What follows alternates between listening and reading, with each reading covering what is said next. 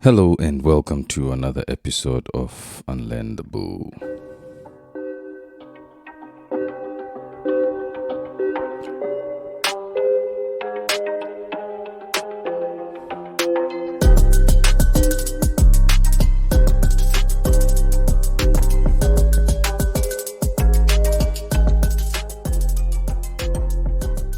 Yo, what up, man? Welcome back. It's been a minute, but yeah, it is what it is, man. I'm back like I never left. Let's get straight into the admin stuff, man. Like, the email address is contact@unlearnthebull.com. Social media pages @unlearnthebull. Yep, let's get into today's topic. I'm sure we all read the title and yeah, let's get into it. So, I don't have a problem with, sexual liberation and people doing whatever the fuck they want to do with their bodies, your body, your choice. That's cool. I respect that. We all have rights, man. It is what it is.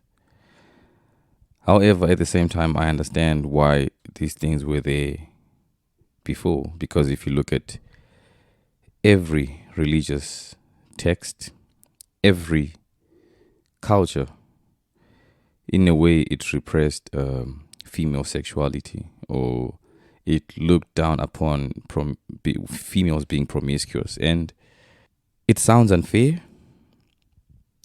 but when you look back in that time, I guess they had a reason. I'm not saying the reasons why they did it was fair, but I do understand both sides, there were more consequences that would come from that compared to, men doing it.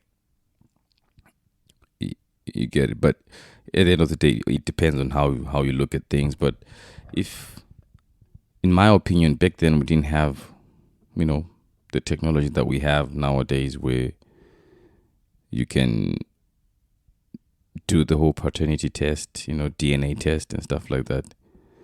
And that's one thing that I feel like it was, how do I put it? What I'm trying to say is,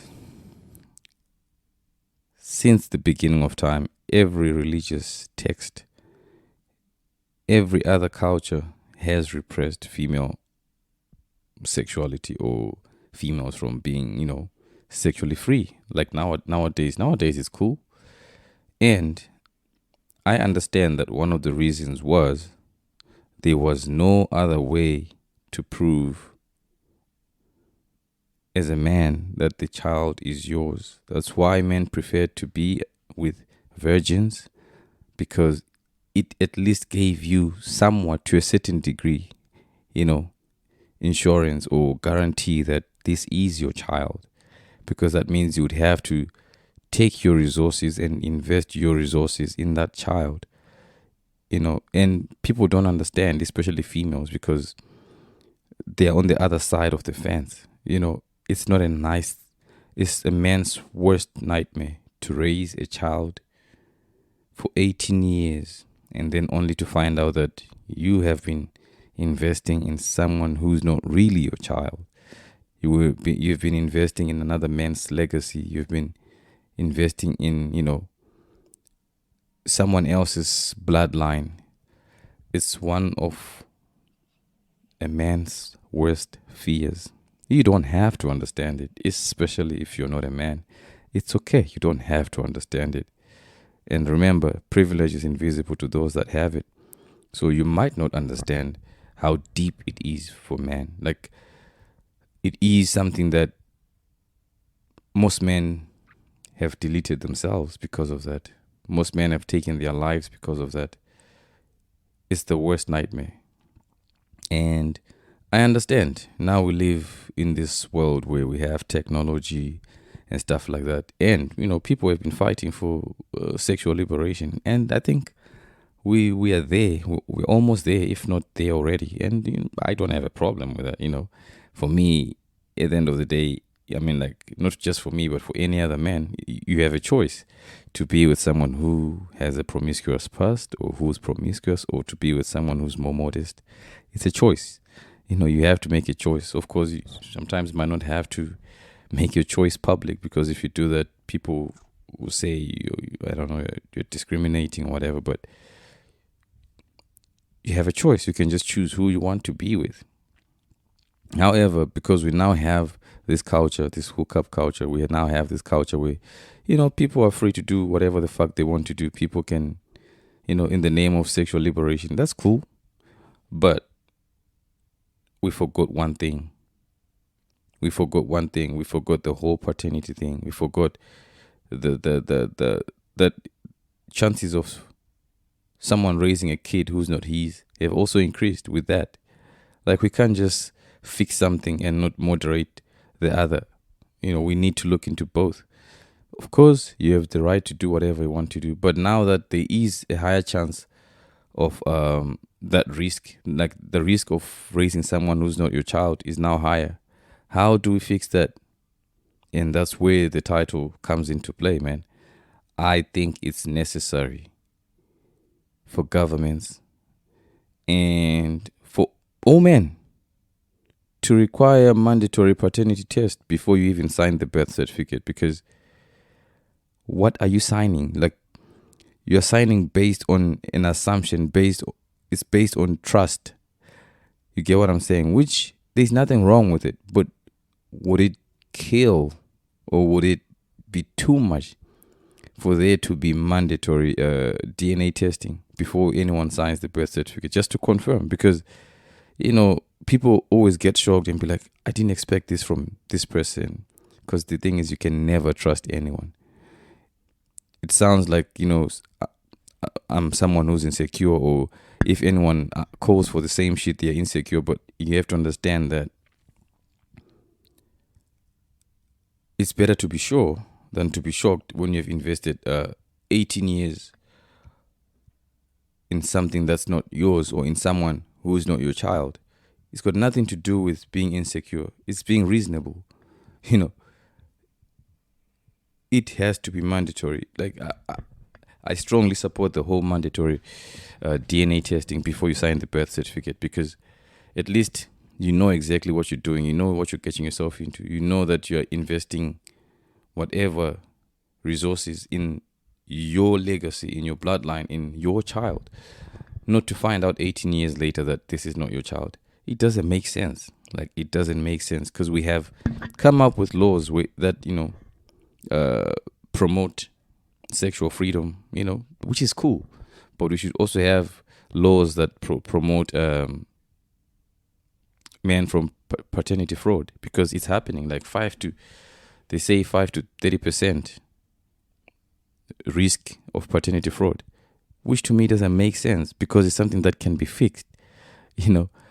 I'm pretty sure most men wouldn't mind spending, I don't know, whatever amount that it might cost, just to ensure that the child is theirs. But the thing is, because men are shamed, for expressing exactly what they want, especially if it's coming from the opposite gender. If you try to say, I need a paternity test, it's like, you don't trust me, this and that. But the thing, I know most women probably are against this, but sometimes you have to take yourself out of, the shoes of being a woman, which I'm not saying you're not a woman, but you need to consider that if you have a son, if you have a brother. The thing is, people take these things personally. They think just because they are good people, they assume that every other person out there is a good person, which is not the case. Some people out there are cruel, and you don't want your son or your brother to fall for that trap, because they might end up with someone like that. And the thing is, those women who do that, they rely on the good women, because they know the good women are going to support us and we won't have to do this. So guess what? We'll use it to our advantage. But then if everyone is subjected to that, it's not about, trying to attack one gender or anything, but even your son, he will, be comfortable. He will know that, what? The kids that I'm raising are my kids. They won't have to worry. Just imagine your son coming and telling you that for the past 18 years, the kids that I've been raising are not mine. Just imagine the pain that you would feel as a mom. That's not even equal to the amount of pain that your son will be feeling at that time. So, in order to avoid all of this, I think it's necessary for us to have a mandatory DNA test. It's not killing anyone, it's not ruining anyone. It's just a procedure that guarantees that, this person is the father. And it's not just that. Sometimes you might even be given a child who's not yours. You as a female, I've heard stories of people exchanging babies at the hospitals and stuff like that, and they give you, a child who's not yours and stuff like that. It also takes that into account. Like, it also fixes that. So if anything, it's a win-win, man.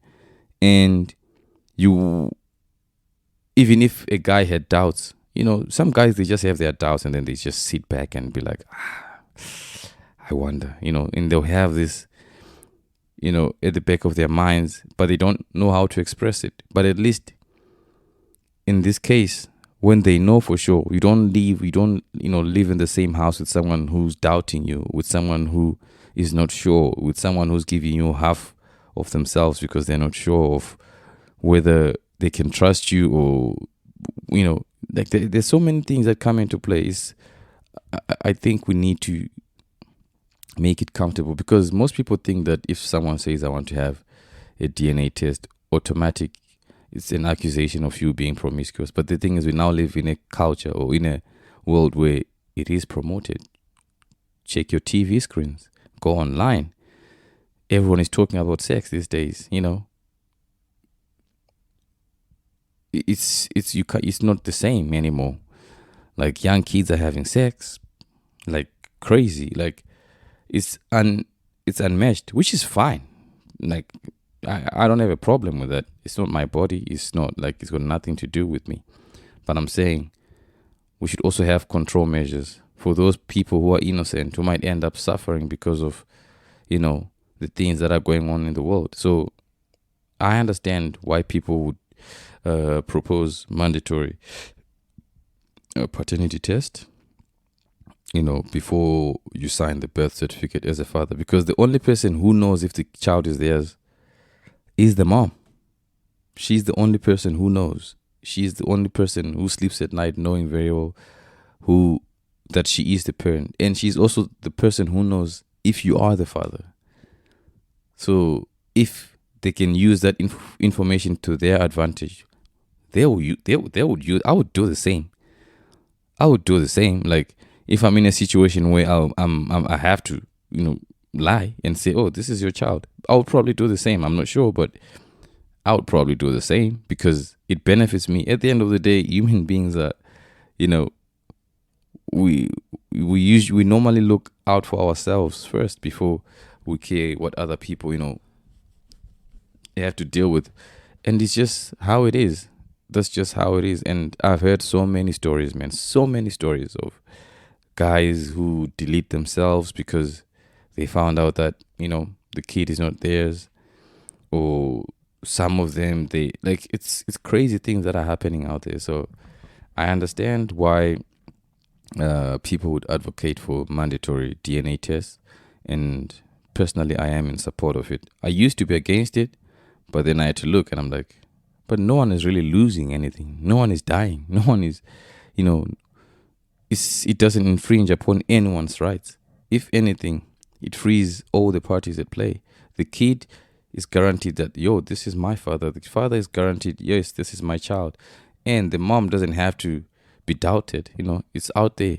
The information is out there. Okay, that's my child. That's the mother.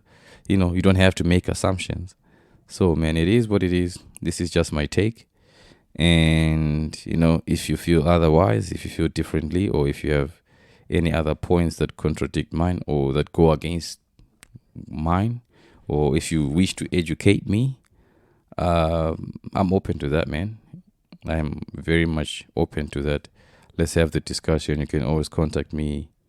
The email address is contact@unlearnthebull.com, or you can visit the social media pages @unlearnthebull. That's the end of today's episode. I know it's quite short, but I just thought about this because I was actually watching something where a guy was taking care of, you know, 3 kids for 21 plus years, man. And he later on went to the hospital and they told him that he couldn't have kids. And he was like, "What? I can't have kids, but I have 3 kids." And then he had to go back to the wife, and like it was a mess. And people were actually saying he's supposed to continue taking care of the kids because they have created a bond and everything. I'm like, oh, it's crazy, man. But it is what it is. I had to quickly make this episode, and I'll see you guys on the next one.